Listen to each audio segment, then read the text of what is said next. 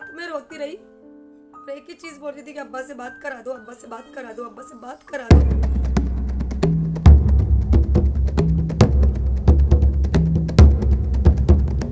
Hello everyone, सलाम वालेकुम। तो कैसी मेरी यूट्यूब फैमिली? आई होप सब ठीक होंगे, मस्त होंगे। और मैं भी अल्लाह का शुक्र है ठीक हूँ। आप लोगों की दुआ है, और जब आप लोग इतना प्यार दे रहे हो, इतनी दुआएं दे रहे हो मुझे, तो ठीक हूँ मैं। और आप लोगों को कल मेरा एक वीडियो मिला, व्लॉग मिला आप लोगों को, जो अब्बू की बरसी थी, जो मैंने कल अपलोड किया था। तो बहुत प्यार दिया आप लोगों ने मुझे उस व्लॉग पे, बहुत ज़्यादा प्यार मिला। और आप लोग के कमेंट इतने आए, मुझे अब्बा को बहुत दुआएं दी आप लोगों ने, उसके लिए बहुत बहुत शुक्रिया। अब्बा को बहुत दुआएं दी है, मुझे बहुत अच्छा लगा। अंदर से एक ऐसी फीलिंग आने लगी कि कितनी बड़ी फैमिली मैंने बना दिया यूट्यूब पे, कि मुझे इतनी खुशी हो रही थी देखकर। मतलब मेरे को एक आंखों से मेरे निकल रहे थे आंसू वो कमेंट पढ़ के, और दिल में ऐसा खुश हो रही थी कि मेरी फैमिली है ये, जो मुझे दुआ दे रही है इतनी सारी। और मेरे मरूम अब्बा को जो दुआएं दे रहे हैं, ये मेरी फैमिली है, वो भी इतनी बड़ी, जो मुझे इतनी दुआएं दे रहे। आपको बहुत बहुत शुक्रिया, आप लोगों ने इतना प्यार और इतनी इज्जत मुझे दी है यूट्यूब पे, उसके लिए आपका दिल से बहुत शुक्रिया। और आप लोग बोल रहे थे कि बाजी हम लोग को रोना आ रहा है, तो मेरे भाई बहन, आई एम रियली सॉरी, मेरी वजह से आप लोग रोए। मैं नहीं चाहती कि किसी की आंखों में आंसू आए, मैं नहीं चाहती बिल्कुल। मैंने हमेशा बोला आप लोगों के मैं व्लॉग पे कि हम लोग, मैं फैयाज हमेशा यही चाहते हैं कि मेरी फैमिली खुश रहे, मेरी यूट्यूब फैमिली हमेशा मुझे जब भी देखे तो उनके चेहरे पे मुस्कुराहट आए, हमेशा मेरा यही रहता है।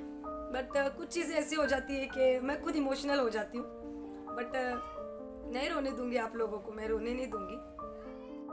बहुत से कमेंट मेरे को ऐसे भी आए कि किसी के अब्बू नहीं है, किसी की अम्मी नहीं है, तो मुझे भी सुन के बहुत ख़राब लग रहा था कि ये वीडियो जाने के बाद मुझे ऐसे लगने लगा कि बहुत से ऐसे हैं जो अंदर ही अंदर अपना दुख अंदर दबा देते। लेकिन जब मेरा व्लॉग गया तो सब लोग ने एक एक कमेंट के ज़रिए अपना जो फीलिंग थी ना, वो मेरे साथ में शेयर करे कि वो लोग क्या फील कर रहे हैं अभी। तो मैं उनके लिए भी, उनके भी जिनके अब्बू और अम्मी नहीं है, उनके लिए भी मैं दुआ करूँगी, उनकी मगफिरत के लिए भी दुआ करूँगी।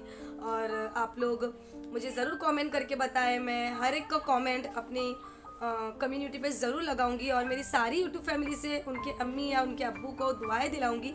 जैसे आपने मेरे अब्बू के लिए मगफिरत की दुआ किए हैं, वैसे जिनके भी अब्बू या अम्मी नहीं हैं, उनकी भी मगफिरत के लिए दुआएं मैं ज़रूर करवाऊंगी। मैं अपनी सारी यूट्यूब फैमिली से, मेरी जो इतनी भी यूट्यूब फैमिली है, सबसे दुआएं करवाऊंगी। मुझे आप लोग कमेंट में ज़रूर लिख के बताएं। और थैंक यू सो मच, बहुत प्यार दिया आप लोग ने मुझे ये वाईटी पे, बहुत प्यार मिला आप लोगों का मुझे। और जिनके सर पे अम्मी अब्बा का साया है, मैं चाहूँगी कि वो साया उनके सर पे हमेशा रहे, अम्मी अब्बा, क्योंकि ये वो हाथ है हमारे सर पे जिसकी ज़रूरत हमको हमेशा रहती है। मैं चाहूँगी कि अल्लाह हर एक के अम्मी अब्बा का साया उनके सर पे हमेशा रहे, और सबके अम्मी अब्बा हमेशा सलामत रहे और अपने बच्चों के साथ रहे।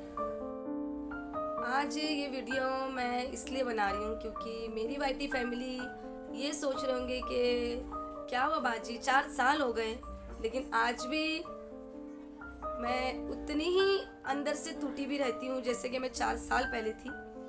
तो हाँ मेरे भाई बहन, मैं आज भी उस चीज़ों से बाहर नहीं निकल पाई जो 4 साल पहले हुआ था। मुझे ऐसे लगता है ना कि 4 साल नहीं हो गए, बस कल ही की बात है।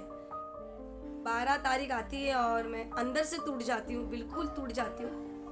अगर मैं 10 जनों के बीच में भी रहूँगी ना, तो शायद मेरे चेहरे पे तो मुस्कुराहट होंगी, लेकिन मैं अंदर से बहुत टूट जाती हूँ जब 12 तारीख आती है। ये 12, 13 और 14 मेरे लिए ना, मैं अंदर से बहुत ज़्यादा परेशान होती हूँ। मैं दिखाती किसी को नहीं हूँ, मैं वो फीलिंग अपनी किसी को नहीं दिखाती। मेरी एक आदत है, मैं जल्दी किसी के साथ में अपनी फीलिंग शेयर नहीं करती, क्योंकि मैं अंदर अपने आप से ही, खुद से ही मैं हर चीज़ अपने आप से ही बातें करती हूँ और अपने आप से शेयर करती हूँ। अंदर ही चीज़ें सोचती हूँ, अंदर ही दिमाग में बातें चलाती हूँ। ये चीज़ आप फयाज को बराबर पता है कि मैं बोलूँगी नहीं, लेकिन मैं अंदर अंदर टूटती हूँ। ये चीज़ आपके फयाज भाई को बराबर पता है। तो इसीलिए उन्होंने कल के व्लॉग में मुझे कहा कि व्लॉग में वॉइस ओवर करना है, आवाज़ लगाना है। तो बस उनके कहने पे मैंने वो आवाज़ लगाई, व्लॉग में मेरी आवाज़ डाला मैंने। तो हाँ, मैं अब्बा को नहीं भूल पाई, आज भी नहीं, और बच्चे नहीं भूलते हैं अपनी अम्मी अब्बा को। हो सकता है कुछ टाइम जाने के बाद में चीज़ें संभल जाती है, हम अपने आप को संभाल लेते, लेकिन मैं नहीं संभाल पाई। ये मेरी लाइफ का बहुत बड़ा सच है कि मैं नहीं संभाल पाई अभी तक।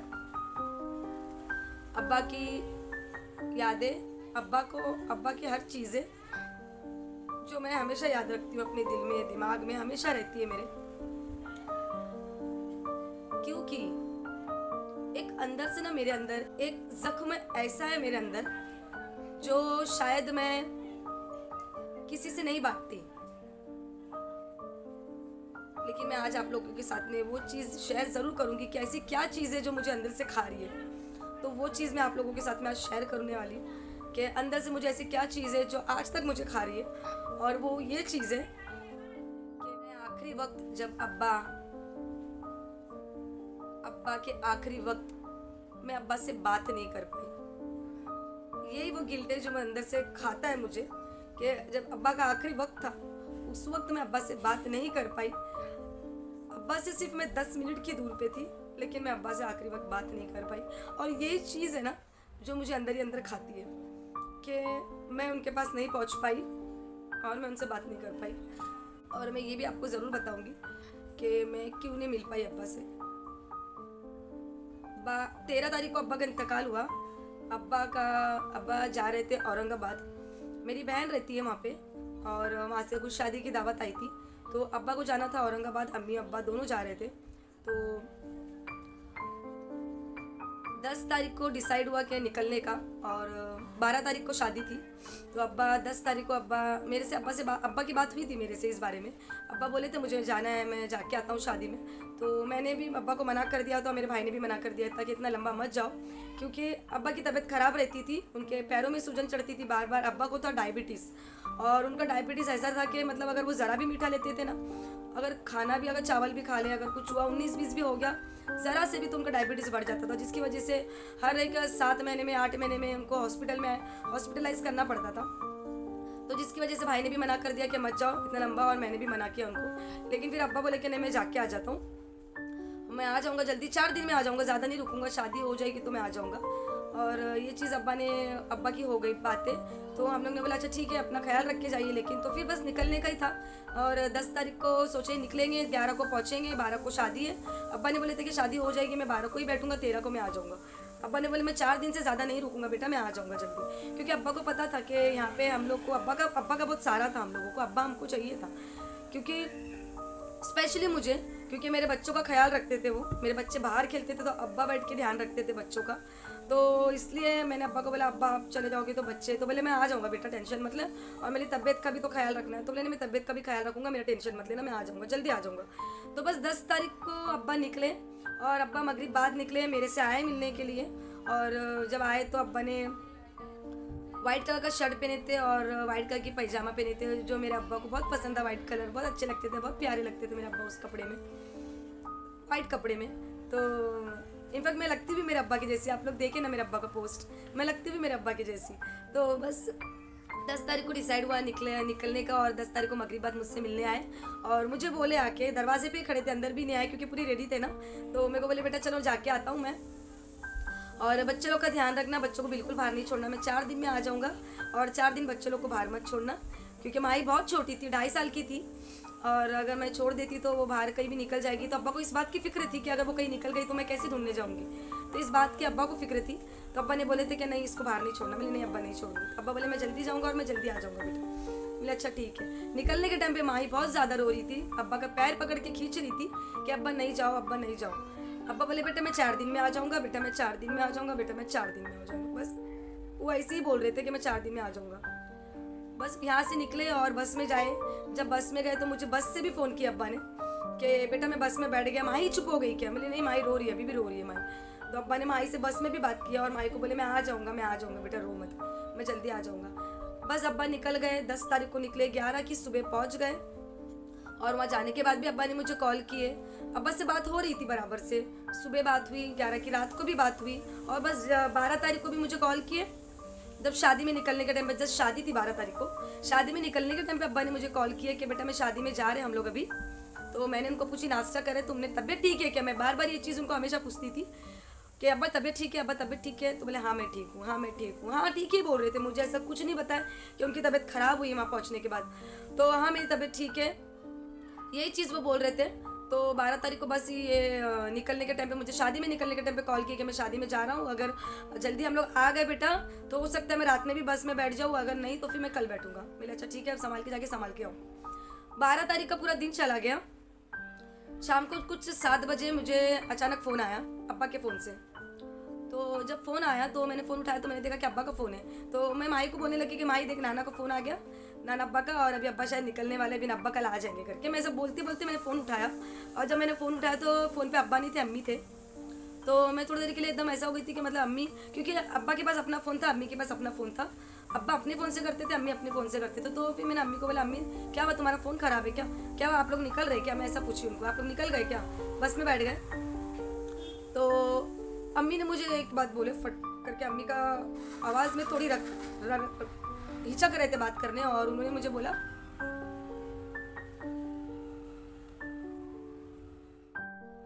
कि बेटा मैं तेरे अब्बा को एम्बुलेंस में ला रही हूँ। एम्बुलेंस में ला रहे? मैंने ऐसा सुना तो एम्बुलेंस में? मैंने क्यों, क्या हुआ अम्मी? मैंने उनको पूछा अम्मी क्या हुआ, अब्बा की तबीयत ठीक नहीं है क्या? अब्बा की तबीयत ठीक नहीं है क्या? एम्बुलेंस में क्यों?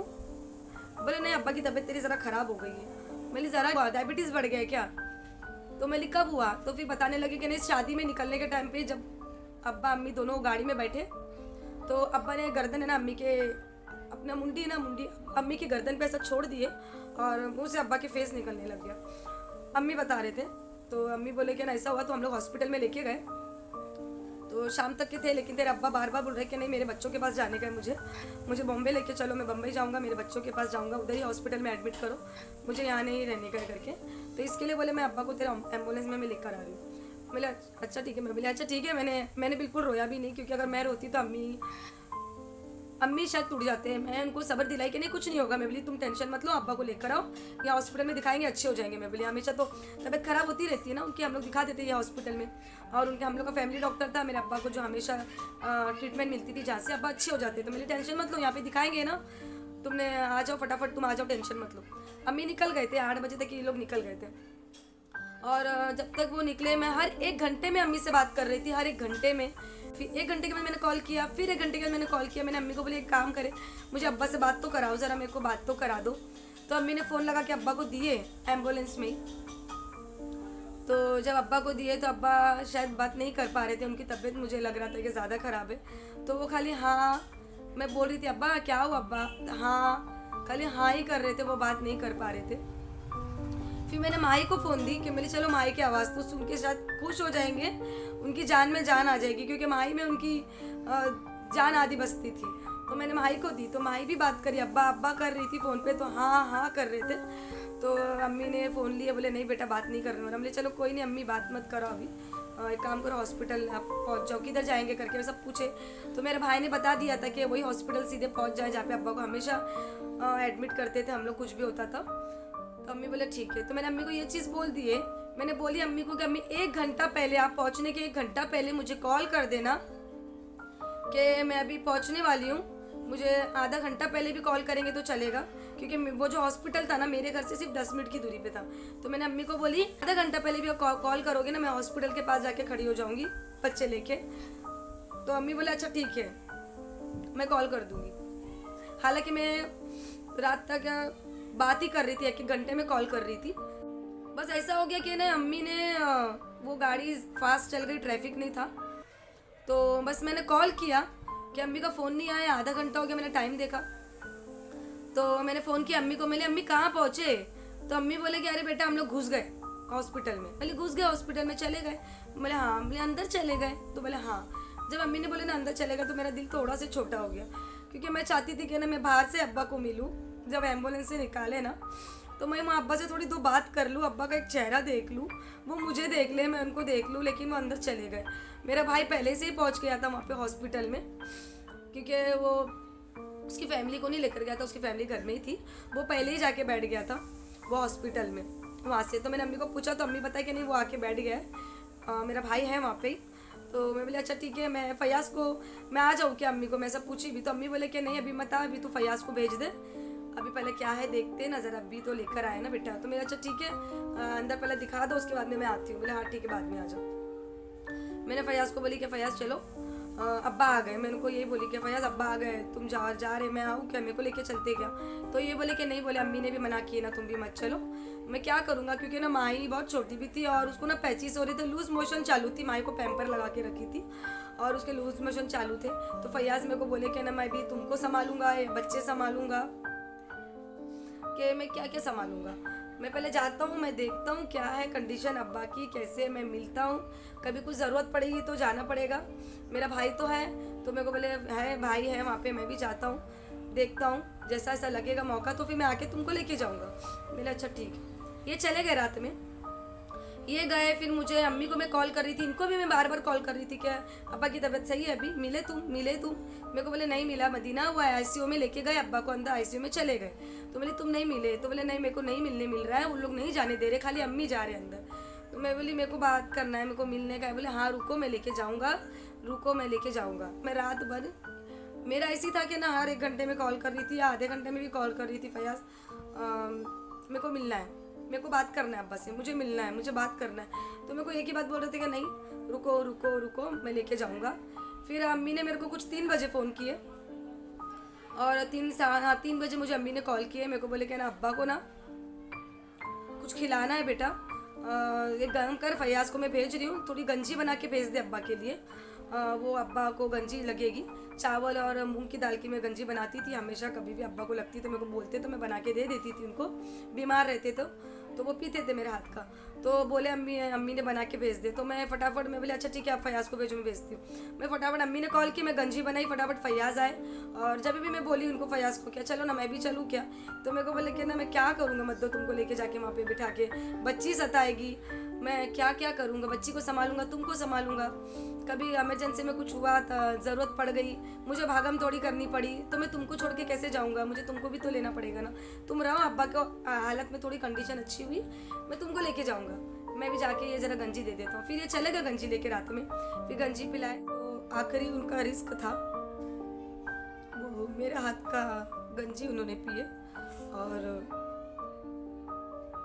वो बोले अम्मी को कि मदीना बना के भेजी। अम्मी बोले हाँ, बोले अच्छा।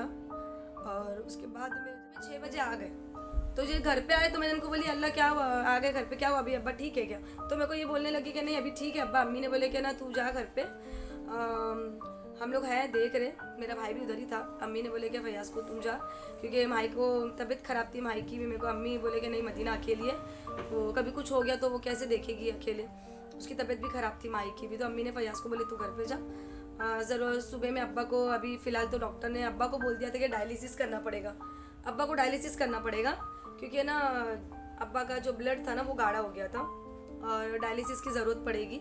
तो अम्मी ने फ़याज़ ही मेरे को आके बताया कि अब्बा को डायलिसिस करना पड़ेगा, जब वो सुबह में 6 बजे आए ना तो मुझे बताए। तो मैंने हाँ डायलिसिस के लिए बोले, तो बोले हाँ डायलिसिस के लिए बोले, लेकिन अम्मी ने अब्बा को बोले कि डायलिसिस करना पड़ेगा तो करा लेते डायलिसिस। तो अब्बा ने बिल्कुल मना कर दिया एकदम से कि नहीं डायलिसिस मैं नहीं करवाऊँगा, क्योंकि मेरी जो दादी थे ना उनका भी ना 5 साल डायलिसिस हुआ था, 5 साल के बाद में इंतकाल हुआ था मेरी दादी का, डायलिसिस के 5 साल के बाद। तो मेरे अब्बा वो देखते थे डायलिसिस, तो मेरा अब्बा ना एकदम से डर गए थे। उन्होंने बोला कि नहीं मुझे कहीं भी काटना मत, बोले रहने दे, बोले मेरे को डायलिसिस कराना है, मेरे को दवे से देख कुछ होता है क्या देख। वो सोच के फिर अम्मी ने भी फिर बोले डॉक्टर को नहीं अभी मत कराओ, रुको ज़रा देखेंगे। तो डायलिसिस नहीं हुआ। तो फिर मेरे भाई से बात हुई, तो मेरा भाई बोला कि एक काम करते, अब्बा को हम लोग है ना कूपर लेके चले जाते हैं, हो सकता है वहाँ पे कुछ अलग ट्रीटमेंट मिल जाए और इनको बिना डायलिसिस के हो सकता है कुछ हो जाए। ऐसा दिमाग उन लोग का चल रहा था, क्योंकि ऐसे सिचुएशन में ना दिमाग काम नहीं करता है, इंसान का ना दिमाग नहीं काम करता है कि क्या करना चाहिए, और ऊपर से अब्बा मना कर दिए वो अलग। फिर जब मेरे भाई ने बोला कि कूपर लेके जाएंगे, तो फिर फ़याज़ मेरे को वही बोल रहे थे कि कूपर लेके जाएंगे, सुबह डॉक्टर आएगा 8 बजे और डिस्चार्ज लेके सीधे कूपर लेके जाएंगे। तो मैं एक काम करता हूँ मदीना, अब्बा को जब कूपर लेके जाएंगे ना, मैं तुमको ना 8:30 बजे तो 7:30 बजे मैं लेके आके वहाँ पे तुमको बाहर रिक्शे में बिठा देता हूँ। जाने के टाइम पे जब अब्बा को हॉस्पिटल से निकाल के एम्बुलेंस में लेके जाएंगे ना, तो मैं तुमको मिला दूंगा। तो मैं अभी नहीं लेके चल सकते कि हम भी अंदर नहीं जाने देंगे, क्या नहीं जाने दे रहे डॉक्टर अंदर आईसीयू में, मैं भी नहीं मिल पाया, मैं तुमको सुबह लेके जाता हूँ, मुझे यही बात बोले। फिर भी मैं सब्र खा के बैठ गई कि ठीक है सुबह जाऊँगी, मैं अब्बा से बात कर लूँगी, एक बार अब्बा से बात कर लूँगी, सुबह जाके बात कर लूँगी। बस ऐसा ही था, मेरी नज़र है ना, मेरी जो आंखें थी ना बस मेरे अब्बा को देखने के लिए तरस रही थी, एक बार बात करने उनसे तरस रही थी, वो मुझे देख ले मैं उनको देख लूँ। तो बस ऐसे ही हो गया। फिर अचानक मुझे 7:30 बजे बराबर फ़ोन आया और अम्मी का फ़ोन आया और मैं अम्मी का फ़ोन देखी, मैं बोली फयाज अल्लाह फ़ोन आया देखो, लगता है ऊपर जाने का, जल्दी उठो, मैं बोली निकलेंगे, लगता है निकलेंगे ऊपर जाएंगे, जल्दी चलो उठ के अपन निकलते करके। और मैं बात करते करते मैंने फ़ोन उठाई और कान में लगाई, और जब मैंने सब फ़ोन कान में लगा के मैं बोली ना हाँ अम्मी बोलो निकलने का है क्या, तो अम्मी का रोना चालू था, अम्मी रो रहे थे। मैं बोली अम्मी क्या हुआ, अम्मी क्यों रो रहे, अम्मी क्या हुआ, अम्मी अम्मी अम्मी क्या हुआ, बस मैं अम्मी को ही बोल रही हूँ अम्मी क्या हुआ, अम्मी क्या, अम्मी के मुंह से बात नहीं निकल रही। फिर अम्मी अचानक मेरे को बोले कि बेटा तेरे अब्बा चले गए। और जब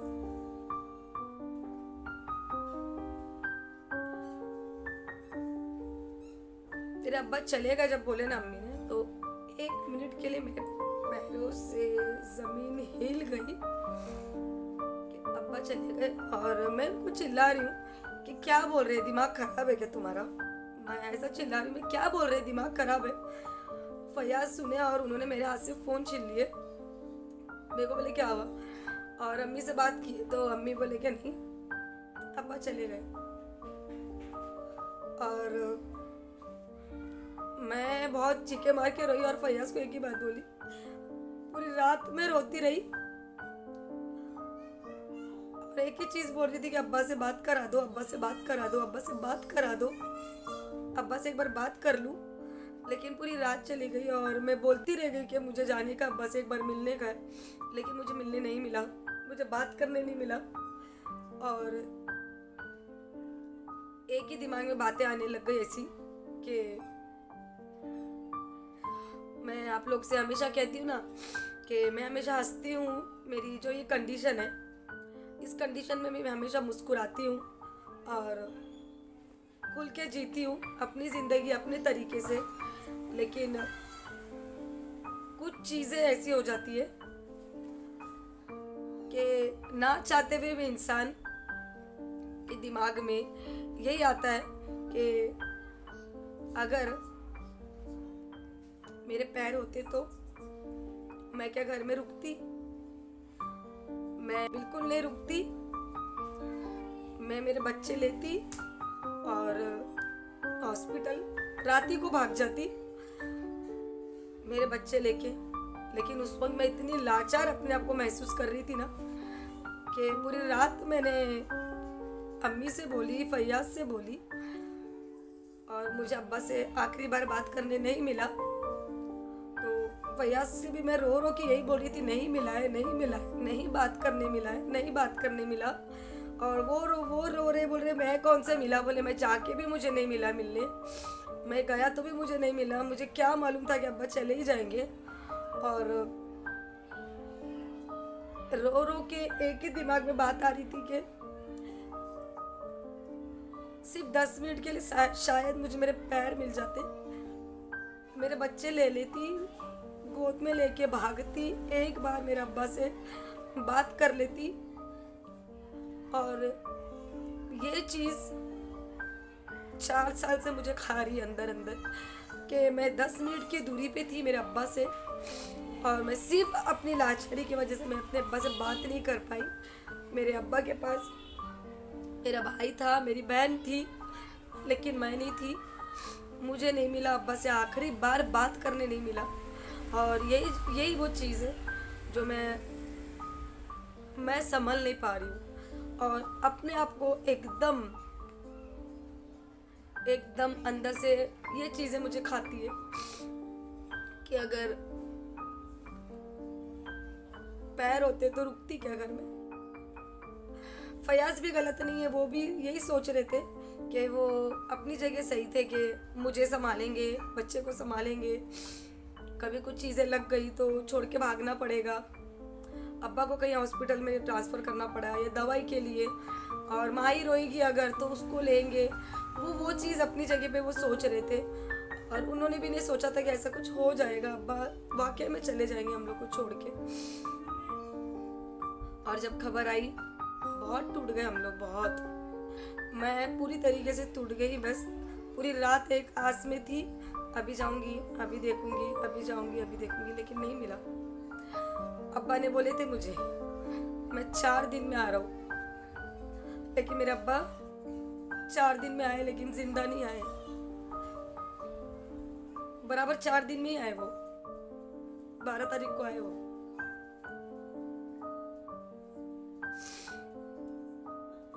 तेरह तारीख को, 12 तारीख को नहीं, 13 तारीख को आए अब्बा रात को 2:30 बजे, 2:30-3 बजे। और फिर 13 तारीख को उनको जुम्मा का दिन था, माशाल्लाह बहुत अच्छा दिन था। और 9 बजे तक के घर पे लेके आ गए थे, और ज़ोहर में 9 साढ़े 9 10 बजे तक लेकर आए थे, और ज़ोहर में मट्टी दे दिए। बस यही एक चीज़ें है ना जो मैं चाहकर भी मैं भूल नहीं सकती। ये चीज़ मैं नहीं भूल सकती। आप लोग बोलते हैं ना, मुझे मैसेज करते हैं ना आप लोग कि जाना तो सबको ही है, ये तो हाँ, ये बेशक जाना सबको है, बेशक। पर जब कोई ऐसे जाता है ना तो बहुत तकलीफ होती है।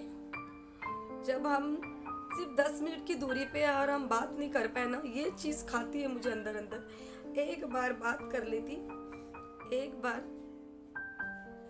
अब्बा को देख लेती, एक बार, बस वो एक ही बार रह गया। वो बस ये चीज़ थी जो मैं चाहती थी आप लोगों के साथ में शेयर करूं, और आज ये चीज़ मैंने शेयर किया। और अगर आप लोगों को आज भी मैंने रुलाया है तो दिल से सॉरी। इसके बाद में आपको नहीं रुलाऊंगी, बिल्कुल नहीं रुलाऊंगी इसके बाद में मैं आपको। और मैं खुद भी नहीं रहूँगी, क्योंकि आज 3-4 दिन से घर का माहौल भी अच्छा नहीं है। मेरी वजह से बच्चे भी रोते रहते, मुझे देखते मैं रोती हूँ तो मेरे बच्चे भी रोते हैं। और मैं नहीं चाहती कि बच्चे लोग का भी, मेरे बच्चे लेकिन समझते हैं कि मम्मी अभी इस वक्त, अगर ये 2-3 दिन जो होता है ना मम्मी हर साल, मेरा तो बकू भी समझता है और माही भी समझती है वो। लेकिन अब मैं नहीं रहूँगी अभी, बस क्योंकि जीना तो ये पड़ेगा ही, जाहिर सी बात है, जीना पड़ेगा और चीज़ें एक्सेप्ट करनी पड़ेगी। कोशिश करूँगी कि चीज़ को एक्सेप्ट करूँ कि जो हो गया वो हो गया। बट एक चीज़ बोलूँगी कि जब मेरे अब्बा ऊपर से देखेंगे ना कि उनकी बेटी के पास बहुत बड़ी वाईटी फैमिली है, इतनी बड़ी यूट्यूब फैमिली है जो मुझे बहुत प्यार करती है, बहुत मेरी फिक्र करती है। और आप लोगों की फिक्र, आप लोगों का प्यार सब कमेंट में दिखता है मुझे। जब मैं पढ़ती हूँ ना आपके कमेंट, सब दिखता है मुझे, उसमें सब नज़र आता है। आप लोगों की फिक्र, आप लोगों का प्यार, उसके लिए बहुत बहुत शुक्रिया आप लोगों का। और बाकी तो आपके फयाज़ भाई है मुझे झेलने के लिए। अब ये वीडियो के बाद में आपके फयाज़ भाई को ही मेरे को झेलना पड़ेगा, क्योंकि मैं कल से अपनी व्लॉगिंग शुरू करूँगी, जैसे मैं आपके फयाज़ भाई के साथ में व्लॉगिंग करती थी, और कल से मैं वैसे शुरू करने वाली हूँ। रोने वाली नहीं हूँ, क्योंकि मैं परेशान होती हूँ तो आपके फयाज़ भाईजान भी बहुत परेशान होते। तो कल से नहीं, और कल से अपने व्लॉग बनाएंगे आपके फयाज़ भाई के साथ में पहले के जैसे। और फिर से एक बार मेरे अब्बा के लिए, मेरे मरूम अब्बा के लिए, उनकी मगफिरत के लिए बहुत सारी दुआएं। और आप लोगों के लिए मैं दुआ करूँगी, आपके जिनके भी अम्मी अब्बा नहीं है प्लीज़ मुझे कमेंट करके ज़रूर बताना, और जिनके हैं अल्लाह उनके अम्मी अब्बा का हाथ हमेशा उनके सर पे रखे, ये मेरी दुआ है सबके लिए। और अगर आज फिर से रुला दिया होगा तो आपको फिर से सॉरी, दिल से सॉरी।